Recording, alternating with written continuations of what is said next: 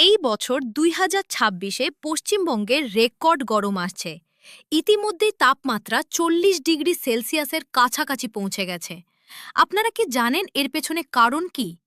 এই তাপমাত্রা বৃদ্ধির অন্যতম কারণ হল এল নিনো। এল নিনো তখন ঘটে যখন প্রশান্ত মহাসাগরের মাঝামাঝি ও পূর্বাংশে সমুদ্রের জল অস্বাভাবিকভাবে গরম হয়ে যায় এবং ট্রেড উইন্ডস দুর্বল হয়ে পড়ে। সাধারণ অবস্থায় এই বাতাসগুলো পূর্ব থেকে পশ্চিমে বয়ে গিয়ে উষ্ণ জলকে এশিয়ার দিকে ঠেলে দেয়। কিন্তু এল নিনোর সময় এই প্রবাহ দুর্বল হয়ে পড়ে। এর ফলে শুধু সমুদ্রের তাপমাত্রাই নয়, পুরো পৃথিবীর বায়ু প্রবাহ ও বৃষ্টির প্যাটার্ন বদলে যায়। কিছু অঞ্চলে অতিরিক্ত বৃষ্টি হয়, আবার কিছু অঞ্চলে বৃষ্টি কমে যায় এবং তাপমাত্রা বেড়ে যায়।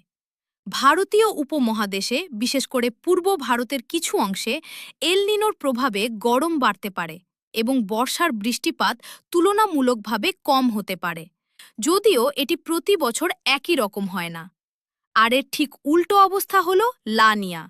লা নিয়ার সময় প্রশান্ত মহাসাগরের জল স্বাভাবিকের তুলনায় ঠান্ডা থাকে এবং ট্রেড উইন্ডস শক্তিশালী হয়। এর ফলে অনেক ক্ষেত্রে ভারতে বৃষ্টিপাত বাড়তে পারে এবং কিছু অঞ্চলে বন্যার পরিস্থিতিও তৈরি হতে পারে। গত ৩ বছর লা নিনা থাকার কারণে ভারতে, বিশেষ করে পশ্চিমবঙ্গে, তুলনামূলক বেশি বৃষ্টিপাত এবং কিছু ক্ষেত্রে ফ্লাড সিচুয়েশন দেখা গিয়েছে। ইতিমধ্যে দ্য টাইমস অব ইন্ডিয়ার কিছু রিপোর্টে উল্লেখ করা হয়েছে যে এল নিনোর প্রভাবে এই বছর বৃষ্টিপাতের পরিমাণ তুলনামূলকভাবে কম হতে পারে। সুতরাং ২০২৬ সালে যদি এল নিনো শক্তিশালী হয়, তাহলে পশ্চিমবঙ্গে গরম আরও বাড়তে পারে এবং বৃষ্টিপাত কম হতে পারে।